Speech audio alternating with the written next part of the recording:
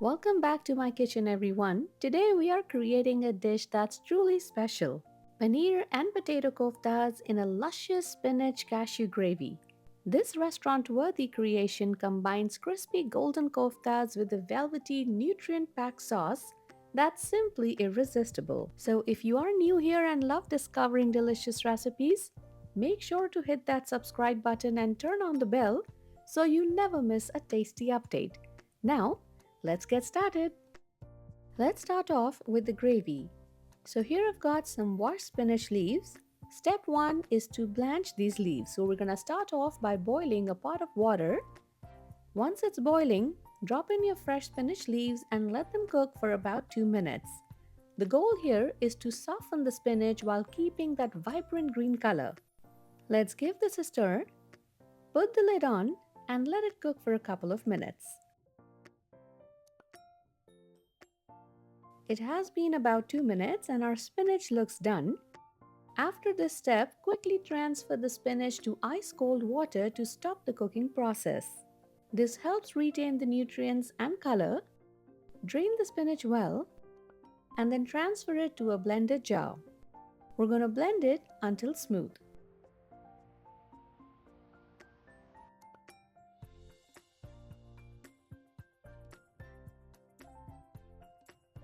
Let's now prepare the gravy. In a pan or kadhai, pour some oil and then add in some butter. Once the oil has heated, go ahead and add in some cumin seeds followed by a bit of hing, some chopped red onions, and cook these for about 3 to 4 minutes on medium heat.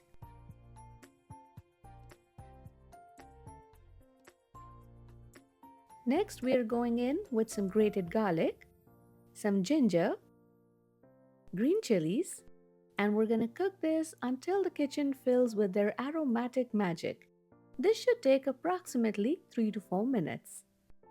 Alright, this looks done. It is now time to add in some basic spices. I'm going in with some red chili powder, some turmeric powder, coriander powder, and salt to taste. A pinch or two of nutmeg powder, some chaat masala, and give this all a really good mix. Pour in just a tiny amount of water. This will ensure that the dry spices that we just added don't end up burning. This is also a great technique to allow the spices to release all these flavors. Notice how the aroma intensifies immediately after adding water. This small step makes a huge difference in developing the depth of flavor. Next, add in a handful of cashews. Now I have not soaked them since these will be cooking with the masala for a few minutes and will naturally soften. Adding cashews creates an indulgently creamy texture without any added cream. Let's give this all a good mix, put the lid on, and let this cook for 4 to 5 minutes on low medium. Let's take a look at the masala. And this looks fantastic. As you can see, the oil has separated and everything has cooked really well. It's time to add in some tomato paste. Let's give this all a good mix, put the lid back on, and let the masala cook for another 2 to 3 minutes. Our masala is done and my kitchen smells absolutely divine. We are going to let this cool down and come to room temperature before we grind this into a paste. And while this cools down, let's get started with the paneer and potato koftas. For the koftas, you'll be needing potatoes and paneer. So in a large bowl, grate the boiled potato, followed by paneer. Any variety of paneer works here.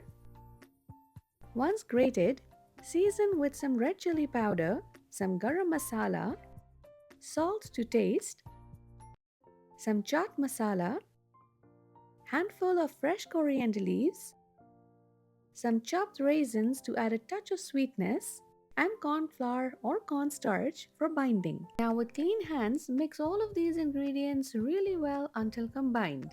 If the paneer and potato mixture feels too soft or it isn't holding its shape well, you can definitely add more cornstarch as needed. Start with an additional tablespoon at a time and mix well until the mixture reaches a firm consistency that's easy to shape into koftas. Just make sure to not over add the cornstarch as that may lead to dry koftas. Now once the mixture is ready, take small amount of the mixture in your palms and shape the mixture into small balls. Our goal here is to ensure that the balls look similar in size for a more prettier visual.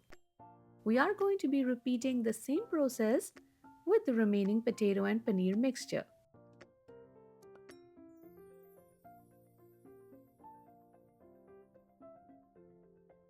Now heat some oil in a kadhai, and once the oil has heated, let's do a test run with one kofta. Drop a single kofta in hot oil and watch how it behaves. If it starts to break apart or disintegrate, your mixture needs more binding. This simple test saves you from the disappointment of having all your koftas fall apart during frying, and is especially useful since the moisture content of potatoes and paneer can vary significantly, affecting how much binding agent you'll need. And as you can see, our kofta has fried to that perfect golden perfection.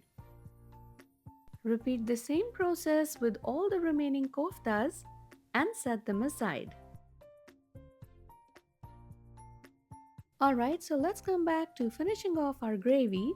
In the same kadhai, add in some ghee and then pour in the pureed masala that we prepared earlier. Give this all a good mix, pour in the prepared spinach and stir well to combine. We will allow this to come to one boil, so put the lid back on and let the gravy cook for another couple of minutes. To serve, transfer the spinach gravy into a serving dish and then carefully place the koftas on top. Garnish with some grated paneer and dig right in. You can serve this mouth-watering dish with some hot naan, roti or steamed rice for an unforgettable meal that will leave everyone asking for seconds. So enjoy the rich flavors and let each bite take you on a delicious journey. Do give this recipe a try and let me know how you like it. Until then, happy cooking and I'll see you next time.